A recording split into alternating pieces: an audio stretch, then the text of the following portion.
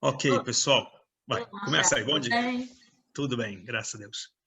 Então, Marcel, nós queríamos saber, em relação você que trabalha com turismo, acho que a primeira pergunta que eu gostaria de te fazer é sobre o Monte Meron. Por que que ele é um local de peregrinação, na época de Lago Maomer? O que que tem ali de tão especial que faz com que milhares de pessoas vão até lá? Ok, então, primeiro, obrigado aí pela entrevista, pelo convite e um bom dia para todos. Primeiramente, vamos falar um pouco do histórico, ok? O Meron é um monte que fica na Galileia, aonde ele tem assentamentos desde períodos de mais de 2.000 anos atrás. Desde a época que existia o Reino da Judéia, judeus viviam de norte a sul, na Galileia, no Golã, no Vale do Jordão, no Néguev, Jerusalém, ou seja, os judeus conviviam na costa do Mediterrâneo, conviviam aqui em várias regiões e existia uma comunidade no pé do Monte Meron. Recebia um outro nome, há 2.000 anos atrás ela tinha o nome de Tekoa, mas é uma comunidade, tem achados arqueológicos ao longo dos séculos, também tem uma sinagoga do século V, VI, ou seja, era uma comunidade que existiu. Como em todo o histórico, o povo de Israel foi exilado de grande parte das regiões de Israel, sobreviveu uma pequena comunidade bem perto de Meron, chamada Pequim. Lá existiu uma família que preservou durante séculos e séculos a tradição, e era mais uma das regiões de Israel. Como no período do século até um pouco antes, na virada do milênio, e depois, existiam muitos sábios que moraram na região do norte. Pela perseguição que existia em Jerusalém, do Império Romano, muitos líderes religiosos fugiram para Galileia como alternativa, não só para Galileia, a gente conhece também que para o deserto, para o Negev, para a Massada, muitos judeus fugiram para poder ter liberdade religiosa. Então existiram percursos de muitos sábios da época do que a gente chama da Mishnah, do Talmud, que viviam nessas regiões do norte. A gente tem dezenas e dezenas de sábios enterrados nessas regiões que vão desde a costa do Mediterrâneo até o Lago da Galileia. E no caminho, várias e várias tumbas de sábios de século -1, 2, 3, 5, ou seja, época que a gente chama da Mishnah e do Talmud, são períodos que nós temos. Então, o Monte Meron, ele hoje recebe peregrinações, hoje, quando eu falo, posso ser mais exato, em 185 anos atrás, começou uma peregrinação especificamente para o Monte Meron, que foi ganhando volume, saindo de Tzfat, depois vindo de várias outras cidades, e nos últimos 50, 70 anos do Estado de Israel, se tornou o maior evento que Israel consegue realizar em um espaço de até 2, 3 dias, porque é o dia de Lag BaOmer, um dia antes, um dia depois, vem milhares de pessoas. Nos últimos números de 2019, se chegou a ter, falam uns 300 mil, outros falam 400 mil, que circulam em 2, 3 dias nesse pedaço de terra que é o Monte Meron, e mesmo assim não é no monte em si, é no Moshav, que se encontra no pé do Monte Meron. O Monte Meron tem 1.200 metros de altitude. O Moshav está a aproximadamente 700 metros de altitude, quer dizer, está na parte do pé do Monte da Meron, e esse é um Moshav que vive aproximadamente 1.000 pessoas. Um Moshav pode se chamar pequeno, 250 famílias no máximo. É um lugar pequeno e recebe, nesse espaço de 2, 3 dias, 300 mil pessoas. Né? Imagina o tamanho que é o lugar e quantas pessoas recebem. Para você ter uma ideia, em Tel Aviv tem um parque chamado Parque Ayarkon. O Parque Ayarkon, que é maior que o Central Park de Nova York, que tem 3.500 metros quadrados, quilômetros quadrados, é um monstro. E lá fazem eventos monstruosos, e o maior evento que teve foi na época quando Michael Jackson veio aqui fazer um show que tinha 100 mil pessoas, né? E é um parque monstruoso. E aqui a gente vê que um movimento de pessoas, não pequeno, um movimento monstruoso de pessoas, circula a um lugar que é um lugar bem pequeno. E essa peregrinação é nova, dentro do que a gente chama do tempo histórico do povo de Israel, é uma peregrinação nova, até porque só temos na literatura histórica, a partir do século XI, XII, estamos falando 1.000 anos atrás, que começou uma peregrinação e nem era para a tumba do Rabi Shimon Bar Yochai, o famoso Meirón de hoje, e nem era em Lag BaOmer, era 4 dias antes, porque 4 dias antes de Lag BaOmer a gente tem uma outra data no calendário judaico chamado Pesach Sheni. Pesach Sheni significa um mês depois da festa de Pesach, foi demarcada uma data como se fosse um segundo Pesach, que era para dar oportunidade para as pessoas que não puderam comemorar o Pesach, de fazer as oferendas no templo, no Pesach original. Então, eles tinham um mês depois a chance de fazer a oferenda de novo pascal. Isso era chamado Pesach Sheni. Tem simbolismos filosóficos de que cada um tem direito a uma segunda chance, podemos corrigir. Existem muitas questões filosóficas, mas não é esse o ponto. Existia uma peregrinação que vinham e nem era para a tumba do Rabi Shimon Bar Yochai, e sim para outros 2 rabinos que era e uma geração anterior, quase 100 anos antes do Rabi Shimon Bar Yochai, que era Hillel e Shammai. O velho Hillel e o velho Shammai, os 2 grandes sábios que tinham na literatura da Mishnah, e que estavam enterrados também no pé do Monte Meron. Levando em consideração, pessoal, a todos que não conhecem, no passado as pessoas eram encavernadas, não eram enterradas. Até o século VI, na tradição de Israel, acredito que em outros lugares também, a gente vê isso também em Roma e outros lugares, as pessoas eram encavernadas e não enterradas. Cavernas, literalmente. A gente conhece da história bíblica de Abraão, que comprou uma caverna para enterrar sua esposa Sara, e ele lá fica enterrado com seu filho e seu neto. A gente conhece da história cristã de Jesus, que dá uma caverna, José da Arimateia dá uma caverna para enterrar o corpo de Jesus. Ou seja, no passado, até o século VI, a literatura mostra que as pessoas eram encavernadas. E cavernas normalmente se encontram nos pés das montanhas, né? Não é caverna em lugar plano, é em lugar montanhoso, onde tem algum tipo de relevo, então tem essas cavernas, algumas originais, normais, naturais, outras criadas, literalmente criavam cavernas para que as pessoas pudessem ser encavernadas. Então, se conta que na caverna que tinha entre a caverna do Hillel e do Shammai, se conta de um milagre que acontecia, de uma pedra que escoava água quando as pessoas entravam e aparecia água nessa pedra, e era como um sinal de que as pessoas estavam puras, abençoadas, justo nessa data de Pesach Sheni. Então começou uma peregrinação em direção à tumba de Hillel e Shammai nessa época, e as pessoas ficavam, e aí acabavam então comemorando o Lag BaOmer na região. Isso se deu no século XI, XII, XIII, esse ciclo de peregrinação começa só aqui, e nem ligado ao Rabi Shimon Bar Yochai. Só vai ter conexão com o personagem Rabi Shimon Bar Yochai a partir do século XVI, com o famoso Rabino Yitzhak Luria. Rabino Yitzhak Luria, que nasceu em Jerusalém, foi morar no Egito, e depois, já numa idade adulta, veio passar seus últimos 2 anos de vida em Tzfat, que era um personagem ligado ao mundo da Kabbalah, e ele começa alguns costumes, primeiro com identificação de muitas tumbas, e também com costumes de cortou o cabelo do filho com 3 anos em Meirón, e assim conta o aluno dele, o Rabino Chaim Vital, e assim se dá uma nova tradição, de que em Lag BaOmer as pessoas iam para a tumba do Rabi Shimon Bar Yochai. E como o Rabino Arizal é um dos marcos dentro da Kabbalah, da história da Kabbalah que a gente conhece, que vem desde a época até anterior do Rabi Shimon Bar Yochai, mas com o Rabi Shimon Bar Yochai se dá um upgrade no assunto da Kabbalah, através a tradição de ser o autor do livro do Zohar, dos ensinamentos do livro do Zohar, mas que era oculto e era realmente uma coisa muito limitada, restrita, discreta ao longo de séculos. A partir da época do Rabi Arizal, do Yitzhak Luria, a coisa toma outras proporções. Ele começa, então, a revelar assuntos cabalísticos e o mundo inteiro passa a ser mais sensível ao tema Kabbalah, misticismo, e começa um volume de peregrinação em direção ao Monte Meron. E isso vai ganhando proporção de século em século. E no século XX se torna um grande boom.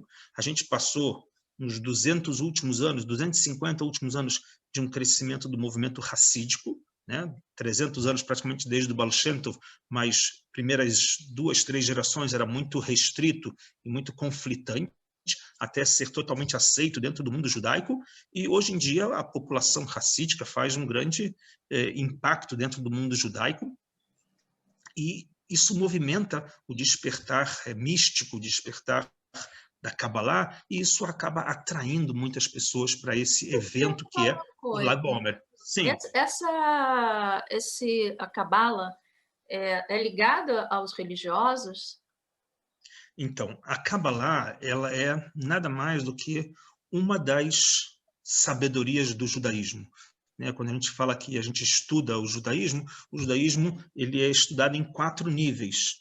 Um nível literal, um subentendido, um livro subentendido em formas de midrash, que é alusivo, e um quarto nível mais secreto, mais escondido, mais não revelado a todos, que é o chamado da Kabbalah, que ele é chamado a Torat Nistar, a Torá secreta. Por que ele é secreta? Porque são conhecimentos que hoje em dia muito já se popularizou, com numerologia, com energias das pedras, das cores, que existem energias nas coisas do mundo, né? Isso tudo era sabido de 2.000 anos atrás, 3.000 anos atrás, mas não era revelado. Ou seja, os segredos da Torá, a gente passa a chamar de Kabbalah, porque Kabbalah significa receber. Moisés recebeu de Deus, né, a Torá, então esse recebimento, a Kabbalah significa alguém que recebeu esses ensinamentos.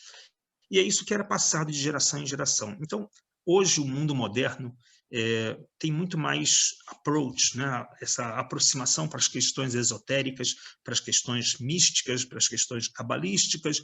Isso faz com que muita gente vá em direção, nessa data específica, na tumba do Rabi Shimon Bar Yochai. Logicamente que não é só religiosos. Existem muitos que a gente pode chamar assim, da nossa tradição judaica, que são ligados ao misticismo, muitos sefaradim, muitos de origem da Espanha e dos países do Oriente, né, da Espanha de 500 anos atrás, não de hoje, né, dos saídos daquela península ibérica e dos judeus que foram para os países orientais, que receberam muita influência também do mundo islâmico. Essas pessoas têm muito envolvimento com a mística, porque são pessoas que, vou falar uma coisa que eu costumo falar isso nas aulas que a gente fala sobre mística judaica, esses ensinamentos judaicos a gente chama que são 4 níveis. Na literatura talmúdica fala do pardes. Pardes é o bosque. Essas letras pardes, se a gente coloca o samer na frente, a letra samer na frente, fica sefarad, ou seja, Espanha, sefarad é Espanha. Significa que o pardes é a forma de se aprofundar nos estudos, e os orientais, ou os de origem espanhola, deram ênfase ao samer na frente, ao secreto na frente. O sod vem antes do pshat, ou seja, os de origem espanhola, estamos falando de 800 anos atrás, da época da chamada Espanha de Ouro, chamada Tor Azav, a época de ouro dos judeus na Espanha, que produziram muita cultura, Maimônides e outros muitos, esses daí davam muita ênfase para a questão secreta, espiritual, mística. Não é à toa que o mundo sefaradi carrega muito desse folclore de amuletos e muitas coisas de significados assim esotéricos. O mundo racídico é muito parecido com isso, porque ele dá ênfase para as questões esotéricas, para as questões místicas. Então, nesse espaço, recebe uma onda muito grande nesses últimos anos de judeus religiosos e não religiosos, mas esses não religiosos, na grande maioria, voltados para a questão esotérica, mística, que são muitos Ritual, né? sefaradim, são muitos sefaradim, e que fazem suas orações para Deus, porque esse rabino Shimon Bar Yochai foi realmente um marco dentro da história, podemos falar assim, dos ensinamentos místicos. Era um grande rabino, podemos dizer assim, nos termos de hoje, milagreiro, né? Fazia milagres, transformações de coisas da matéria, por exemplo, transformou pedra em ouro, transforma água em azeite. Ou seja, era um milagreiro que tivemos no século I para o século II, usando o poder da Kabbalah. Então, logicamente, que atrai muitas pessoas, e muitas pessoas que tiveram alguma graça dos seus pedidos acabam sendo gratos e vêm lá e querem retribuir. Então, qual é a retribuição que eles fazem? É oferecer comida para as pessoas que vêm lá chorar as suas necessidades, porque as pessoas podem ter carências, seja de doenças, ou de, não consigo engravidar, ou não consigo que meus filhos casem, ou tem alguma doença, Deus nos livre. Então, as pessoas vinham lá pedir para Deus que, pelo mérito, pela luz, que esse rabino possa interceder nos céus, pedindo para que Deus nos dê alguma graça. Então, pessoas que foram agraciadas vêm e retribuem, dando ajudas, comida, fazendo uma série de atos de gratidão. Isso daí, então, se tornou um grande encontro nesse moshav, ao redor da tumba. As pessoas vinham, acampavam, passavam a semana, e nesse dia milhares e milhares de pessoas vinham. Ao longo dos últimos, pelo menos 2 décadas, eu me lembro a primeira vez que eu vim em Israel, estamos falando nos anos 80, já era uma peregrinação grande, já era um grande evento, não com 100 mil pessoas, 200 mil pessoas, eram coisas de 5, 10, 15 mil pessoas, que não deixa de ser um grande impacto. É 10 vezes mais o tamanho do Moshav, né? Então, era um grande impacto. Nos últimos anos, a coisa cresceu tanto. Eu tive lá em 2014 com um grupo, e falo para você assim, de forma com a mão no coração, eu falei no meu íntimo de que eu nunca mais viria nessa noite com grupos ou sozinho. É muito perigoso, é me colocar em risco. Já há 7 anos atrás, sem ter sido nenhum tipo de pesquisador para ver os problemas. Que você sentiu? Imagina, eu sou carioca, né? Fui algumas vezes no Maracanã, já fui também em outros estádios de futebol, já tive numa final no Beira-Rio, né? Que era lá jogo do final de Libertadores. Sabe aquela ação que tem milhares de pessoas amontoadas num espaço pequeno, né, descendo as arquibancadas ou passando por uma rampa? Igualzinho. Só que um estádio de futebol construído por engenheiros e tendo gerentes e administradores de bombeiros, de eletricistas e 1000 outros profissionais que acompanharam a obra para que pudesse receber milhares de pessoas. Isso, imagina que já deixa as pessoas com o coração, a boca aqui na boca, né? Então, a gente conhece que teve acidentes há 30 anos atrás no estádio, me lembro lá na Inglaterra, com os torcedores do Liverpool, com mais de 100 pessoas que morreram pisoteados, né? A mesma coisa.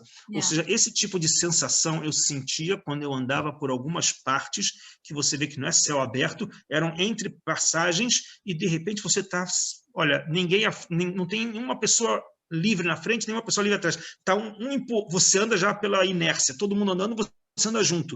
Esse tipo de sensação eu não queria mais ter e nem queria levar clientes meus para esse risco. Então, eu já tinha, 7 anos atrás, tomado a decisão de que não iria mais nesse tipo de evento. Eu posso visitar a tumba 24 horas antes, 24 horas depois, não tem nenhum problema. Nesse dia, então, já há décadas, o Estado de Israel vem alertando, não o Estado em si, mas existe dentro do Knesset, do parlamento, existe um relatório feito chamado Mevaquer Amediná, é como se fosse o ombudsman, assim que se tem em português, não sei se eles usam em inglês esse termo, né? Em hebraico é Mevaquer Amediná, e fazem relatórios sobre todos os orçamentos do Estado, para onde vão, para como é aplicado, o que pode ser corrigido.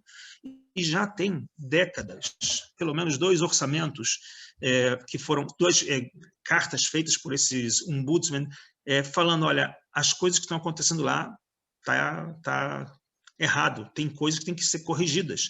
Algumas delas chegaram a ser corrigidas e fizeram arquibancadas mais profissionais, mas existem muitas outras partes de construção que são puxadinhos, né? Uma saída de estádio, a gente conhece, quem já foi para um show, ou qualquer estádio de futebol com 50 mil pessoas, você tem que ter várias entradas e saídas de emergência, a mesma coisa. Para um lugar desse que tem dezenas de milhares, ali tinha que ter algumas saídas mais profissionais. E justo esse acidente se deu numa dessas saídas não profissionais. Então, isso é um dos problemas que realmente afetou muito e está afetando a sociedade nesses últimos 3, 4 dias. Porque é de se estranhar que Israel é um país tão desenvolvido, né, tão avançado, tão preocupado com segurança, né, permitir que uma situação dessa que poderia ser evitada, né? A gente parece que lê que nos jornais tudo disseram que foi assim, uma tragédia anunciada, né? Lógico. O que a gente, algumas das coisas que eu ouvi nesses últimos 2 dias é assim, do tipo, todos os anos a gente via milagres ao olho nu.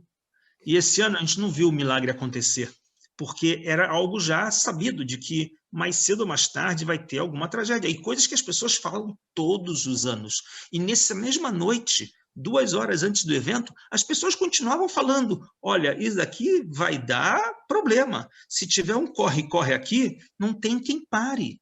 Não tem como segurar o atropelamento que vai acontecer. Ou seja, é algo que todo mundo já sabia. Mas, como você falou assim, mas como que Israel deixa uma coisa dessa acontecer? Na verdade, em Israel tem também seres humanos que usam do ego, que usam dos cotovelos, né? Que a gente chama para ganhar espaço, para ganhar popularidade. Existem pressões de grupos religiosos e não religiosos para que os eventos aconteçam. E as pessoas querem ter o seu espaço. No passado, tinha 5, 3, sei lá, 10 grupos que faziam o acendimento das velas. Hoje tem dezenas de grupos querendo acender velas, e é um volume de pessoas querendo espaço. Essas brigas de poder e jeitinhos faz com que todos os envolvidos hoje tenham que reconhecer, olha, minha culpa. Mas não culpa oficial, porque eu tinha vamos dizer assim, o botão para salvar. Não, ninguém tem botão para salvar uma boiada dessa quando estoura. Mas todo mundo fez parte de um processo de que poderia ser evitado. Não tem uma organização centralizada, não tem responsáveis da obra de bombeiro, de eletricistas. Se dá um curto, quem é o responsável? Né? Seja da municipalidade, seja da polícia, seja do corpo de bombeiros, tudo isso era, cada um atuava modular e cada um procurava ganhar mais um espaço. Olha, esse me pediu um favor, esse me pediu um favor. As coisas funcionaram dessa forma durante anos. Então, não era nada anormal o que aconteceu.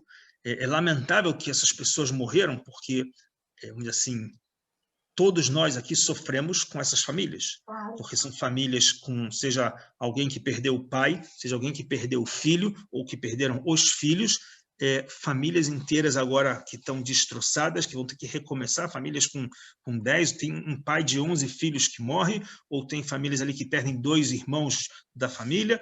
Essas situações daí é algo muito triste. Então, na verdade, a lição nossa maior é ver que depois de um ano de Covid, um ano onde a mensagem sempre foi que a gente deve se cuidar-se de não correr o risco de andar com pessoas que podem estar sem máscara e passar o vírus, todos esses cuidados de se limpar, de se manter com a higiene, todos esses cuidados que nós falamos, se botou na nossa cabeça, olha, tem uma frase bíblica que fala que a gente tem que venishmartem, que a gente tem que se guardar, né, as nossas almas, proteger ela muito. Como que a gente faz isso se a gente não cuida das coisas básicas que é a obra? Você vai, simples, né? Você vai construir um prédio, você tem que ter engenheiro, você tem que ter alguém que estudou as fundações, você tem que saber tudo isso, ver, avaliar que foi aprovado, que não é desculpa a expressão, um Zé Mané que comprou o título ontem e agora está lá dando aprovação sem ter feito nada. Então, tivemos ao longo de 73 anos de estados alguns acidentes. Tivemos acidentes em salão de festas, que o andar de cima caiu, matou também 20 pessoas. Por quê? Porque foi construído um puxadinho. Temos acidentes de pessoas que fazem passeios, como guia de turismo. Tem pessoas que fizeram passeios em pleno dia de enchente e foi passear no vale. O rio veio e matou crianças. Ou seja, irresponsabilidades, porque as pessoas acham, não, comigo não vai acontecer. Essas coisinhas que comigo não vai acontecer e está tudo bem, essa é a nossa grande falha. Achar que somos acima da lei, achar que somos acima, podemos dar jeitinho. O israelense é muito parecido com o brasileiro nesse sentido de dar jeitinho. Vamos dar um jeitinho nas coisas e tapar o sol com a peneira. Não funciona. Infelizmente, tivemos ao longo desses anos... Né? Exatamente. E até pelo que você está narrando aí, 45 pessoas, me parece. 45 pessoas morreram. Nem foi um número tão grande perto do que você está falando, né? Para Israel, foi, acho que se não me engano, o maior evento civil que morre em acidentes. Sim. Tiveram outros. Imagina, teve as Macabídas, algumas décadas atrás, onde morreram na abertura, atravessando uma pontezinha. Morreram 5, 6 esportistas, ou seja, existem acidentes, mas se a gente vai ver, são acidentes que podiam ser evitados se as pessoas fossem cuidadosas, se as pessoas deixassem de lado o ego e procurassem falar, olha, dá para fazer? Dá. Não dá para fazer? Não faz. Ninguém vai colocar a vida em risco. Esse tipo de, em troca de um nome aparecer, vou colocar um show para acontecer só porque tem que acontecer, sabendo que pode pessoas, uma arquibancada demolir, essas coisas daí tem que ter um limite. Até onde vai o limite para, tipo, o show tem que continuar em troca de riscos de vida. Então, esse tipo de coisas a gente deveria pensar. Eu, particularmente, há 7 anos atrás, eu falei, não mais vou nesse lugar, nesse dia e nessa hora. Eu posso ir 12 horas depois, quando já não tem metade das pessoas, eu posso ir um dia antes, posso ir um dia depois.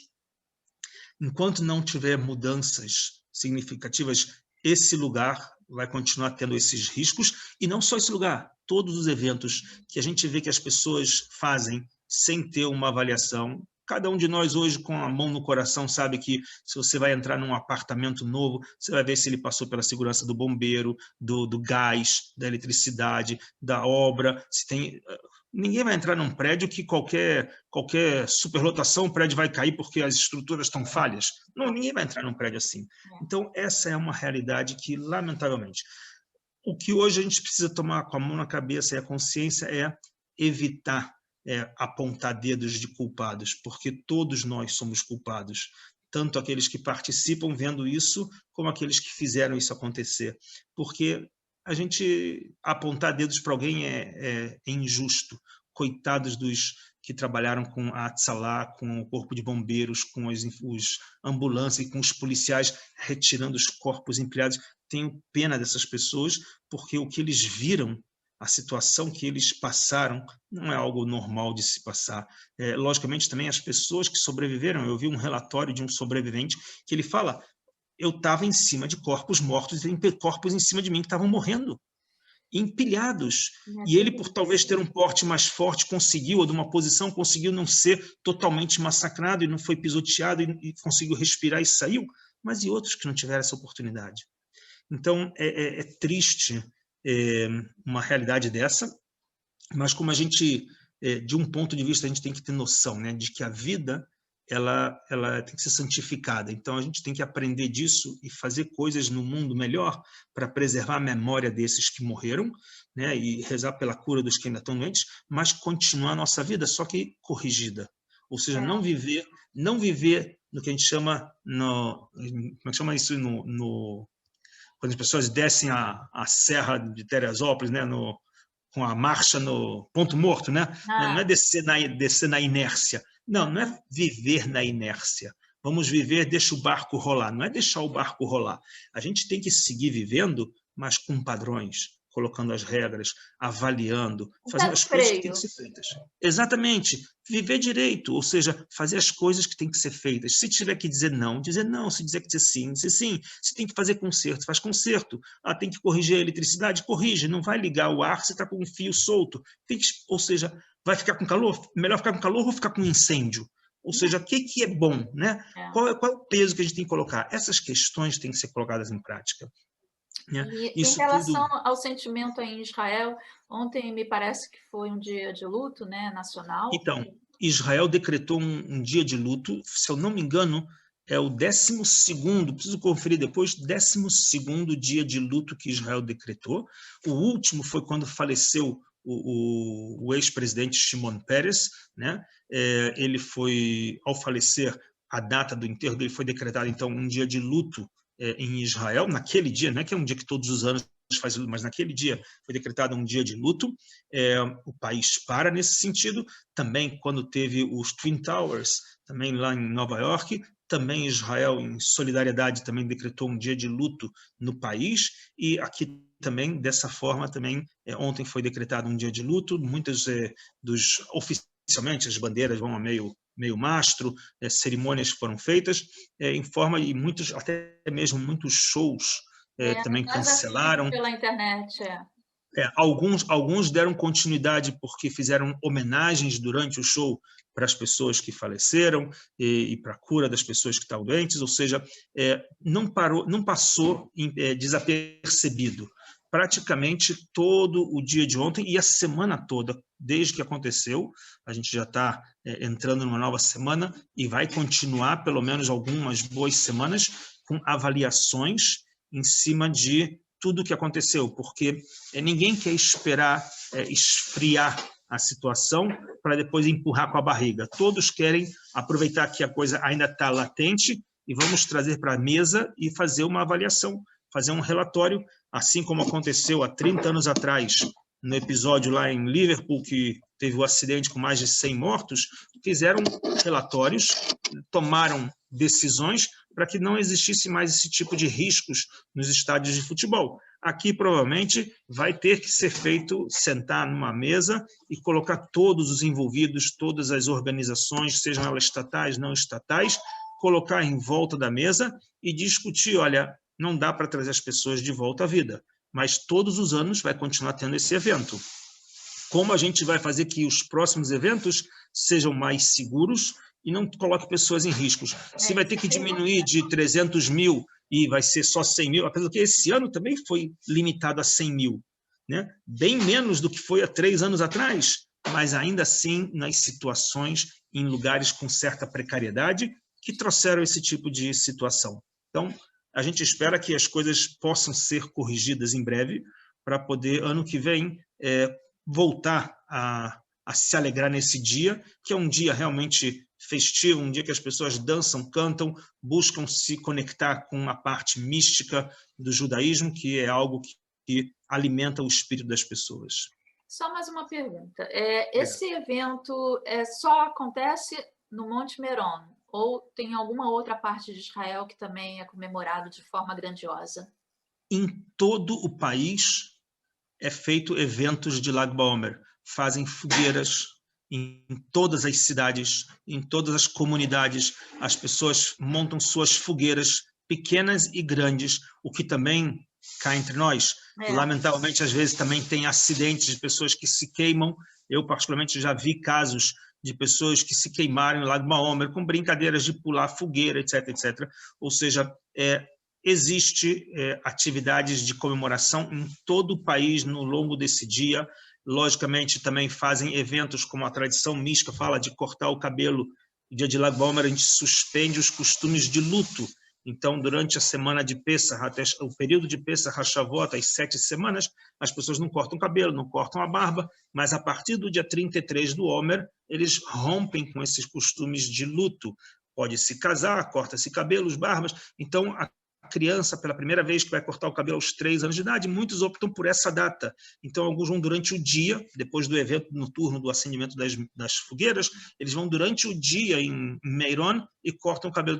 A gente viu normalmente o show de noite, a gente costuma ver sempre o show de noite na televisão, mas durante o dia, até o pôr do sol, centenas de crianças vêm com seus pais para cortar o cabelo pela primeira vez. E quem não vai até lá, corta nas suas cidades, nas suas casas, nos seus bairros, ou seja, é comemorada essa data não só em todo Israel, mas em todo o mundo judaico.